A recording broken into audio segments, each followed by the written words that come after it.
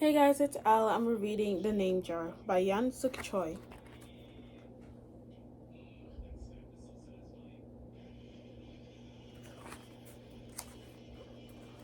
Through the school bus window, Yan had looked out at the strange buildings and houses on the way to her new school. It was her first day, and she was both nervous and excited.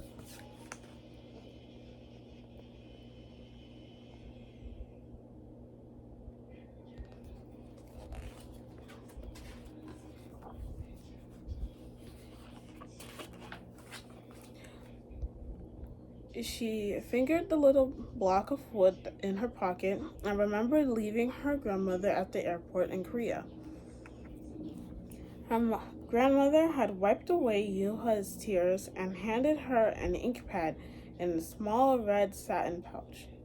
Your name is inside, she had said. My name? Yuha had wondered. Again, she took out the red pouch to look at the wooden block with her name carved in it. As she ran her fingers along the grooves and ridges of the Korean characters, she pictured her grandmother's smile.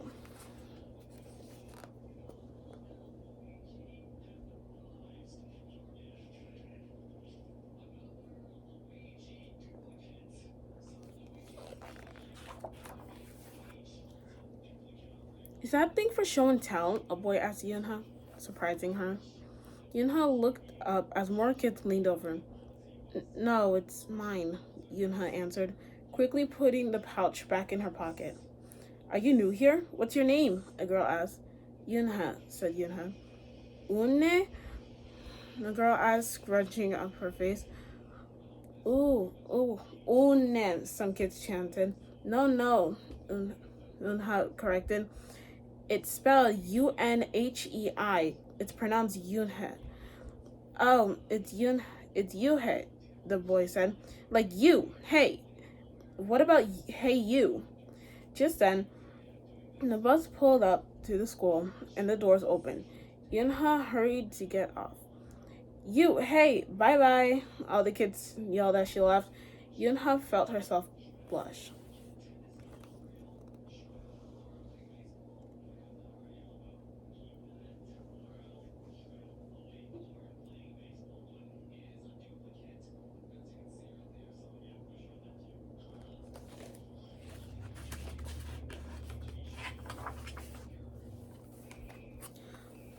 Yunha stood in the doorway of her new and noisy classroom. She was relieved that the kids on the bus had gone to other rooms, but her face still felt red. Aren't you going in? Asked a curly-haired boy with lots of dots on his face. You're the new girl, right? He asked cheerfully.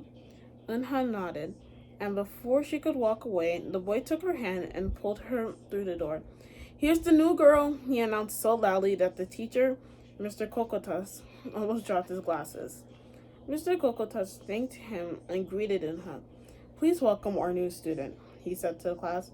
She and her family just arrived in Korea last week. Eunha smiled broadly and tried not to show her nervousness. What's your name? Someone shouted. Eunha pictured the kids on the bus. I haven't picked one yet, she told the class, but I'll let you know next week. As Mr. Kokota showed her around the desk, she felt many round, curious eyes on her. Why doesn't she have a name? She heard someone whisper. Maybe she robbed a bank in Korea and needs a new identity, a boy replied.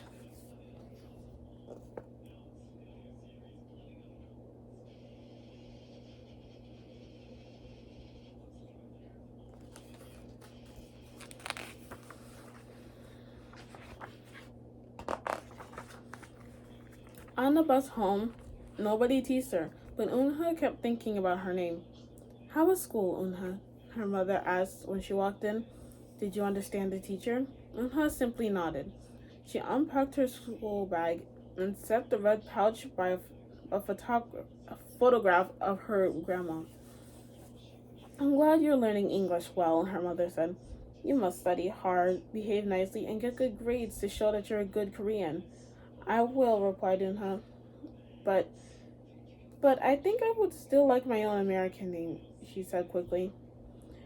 Her mother looked at her with surprise. Why? Eunha has a beautiful name. Your grandmother and I went to a name master for it. But it's so hard to pronounce, Unha complains. I don't want to be different from all the American kids. You are different, Unha, her mother said. That's a good thing. Unha just wrinkled her nose.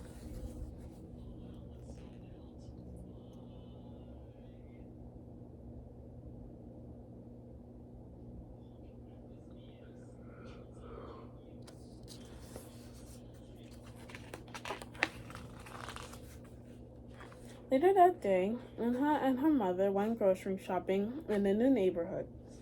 They passed Fadil's Fallo, Tony's Pizza, and Dot's Deli. A big graffiti painted garbage truck roared like a lion as it took down off the street. Nothing sounded or looked familiar until they got to Kim's Market. The sign was both in English and Korean. Her mother picked up cabbage to make kimchi, Korean style spicy pickled cabbage, and other vegetables and meat. She also found some seaweed, Unha's favorite, for soup. It made Unha smile. Just because we moved to America, her mother said, doesn't mean we have to stop eating Korean food.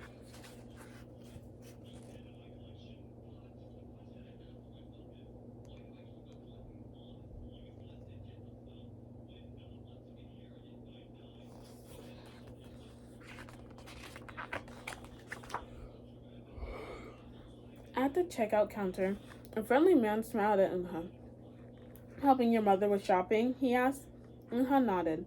I'm Mr. Kim, he said. And what's your name? She answered. Ah, what a beautiful name, he said. Doesn't it mean grace? Unha nodded again. My mother and grandmother went to a name master for it, she told him. A graceful name for a graceful girl, Mr. Kim said as he put their groceries into bags. Welcome to the neighborhood, Unha. That evening, Unha stood in front of the bathroom mirror.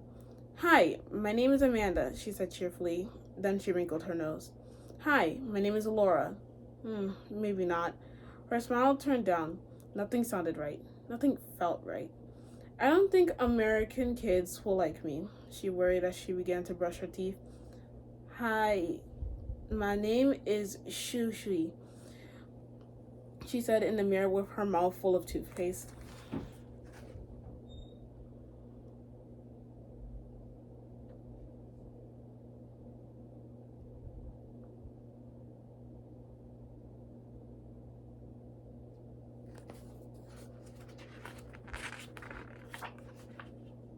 The next morning, when Unha arrived at school, she found a glass jar on her desk with some pieces of paper in it. Unha took one out and read it out loud. Daisy. That's my baby sister's nickname. But she said you can use it if you want, said Cindy, who sat next to her. Unha took out the rest of the paper. Zamela, she read. I got it from a storybook, said Nate. She was smart and brave. Unha nodded and unfolded another piece. Wednesday? Yeah, you came here on Wednesday, said Ralph. Thank you for your help. A smile spread over Yunha's face. Ralph quickly said, We'll put more names in. You can pick whatever you like, or pick them all. You'll have the longest name in history.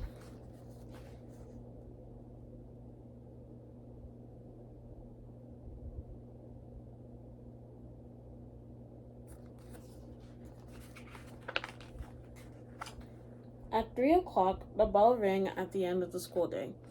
Unha looked at the window and saw it was sprinkling. It's the same rain, she thought, but in a different place. She watched other kids leave in groups. Hey, a familiar voice called out to her. Unha turned around to see the curly-haired boy again. I'm Joey. And you? Don't you have any name? Unha thought for a moment. Well, I can show you, she said. She took out the small red pouch and pressed the wooden block on the ink pad and stamped it on a piece of paper. This is my name stamp, she said. My grandma gave it to me. In Korea, I can use it as a signature when I open a bank account or write a letter. And whenever I miss grandma, I use it to fill a piece of paper. Want to try it? She offered a stamp to Joey, and he carefully inked the stamp and pressed it hard on the paper. The red characters gleamed against the whiteness. Wow, that's beautiful, Joey said. Can I keep the paper? Sure, Unha said, and the two of them shared their umbrella as they walked to the school bus.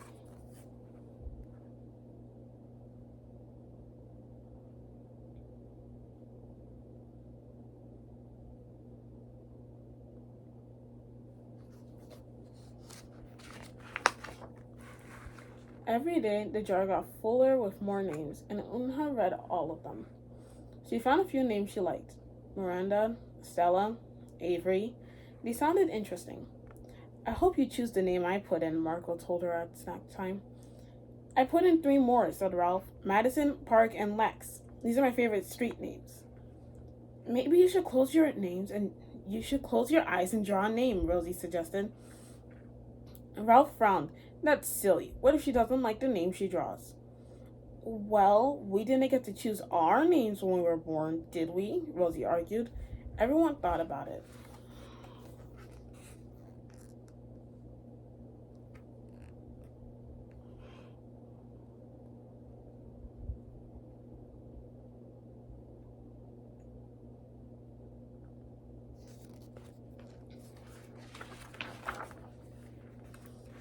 When Unha got home from school that day, her little brother ran to give her a letter. It was from Grandma. She opened it quickly. It said, "To my Unha, I hope you're enjoying your new school and new friends. Be sure to help your mother and your little brother. Here the moon is up, but there the sun is up. No matter how far apart we are, and no matter how different America is from Korea, you'll always be my Unha. Your grandma forever." Yunha took out her wooden stamp and filled the paper with it. She thought for a long time in front of the bathroom mirror.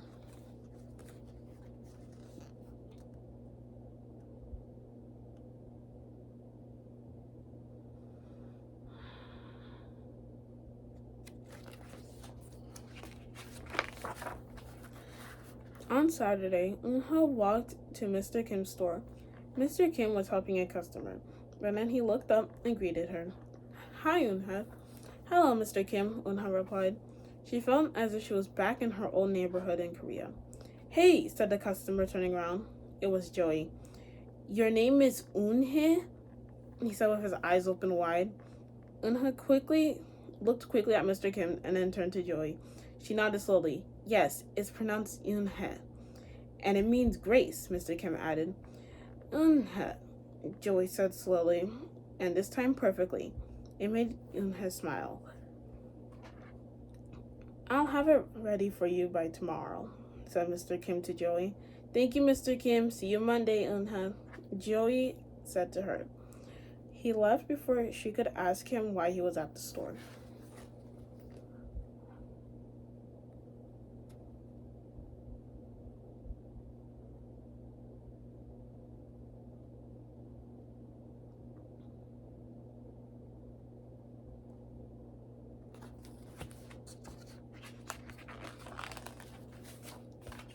On Monday, Unha came to class and looked at the names one last time, but the jar wasn't on her desk.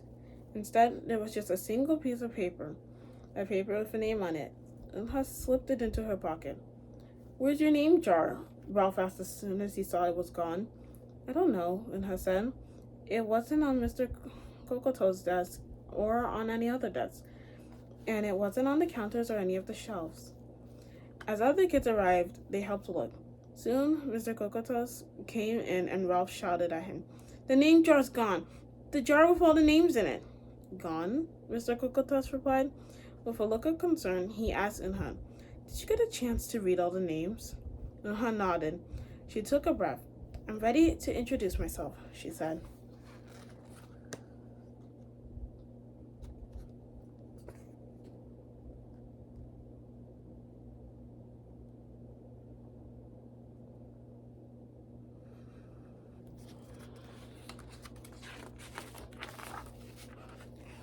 Unha wrote her name in English and Korean on a chalkboard. "I like the beautiful names and funny names that you all thought of for me," she told the class, "but I realized that I liked my name best, so I choose it again. Korean names mean something.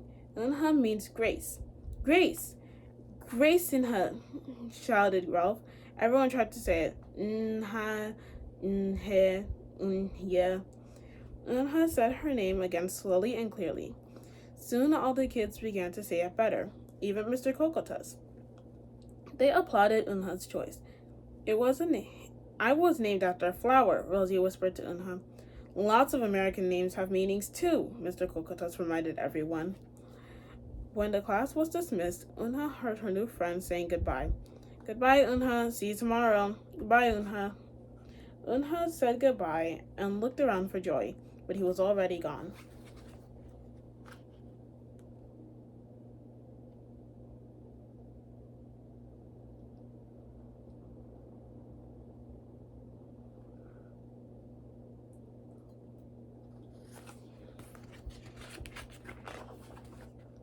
Eunha, come downstairs. Mother called up to Eunha. Your friend's here. Eunha rushed down to see who she meant. There stood Joey. In his arms was the name jar. Where'd you find it? Said Eunha breathlessly. Joey looked embarrassed. Well, I took it. But only because I wanted you to keep your own name. And you did. He reached in and pulled out the names. Do you want to keep them? He asked. Thank you. I'll keep them as a souvenir, Eunha said happily. She pulled a piece of paper from her pocket. Do you want this back? Joey grinned. You can keep it. I'll return the name jar to class. Maybe you can put some Korean nicknames in it for us. Names with good meanings. I could do that, agreed Eunha. I already have a Korean nickname, Joey said. Mr. Kim helped me choose it.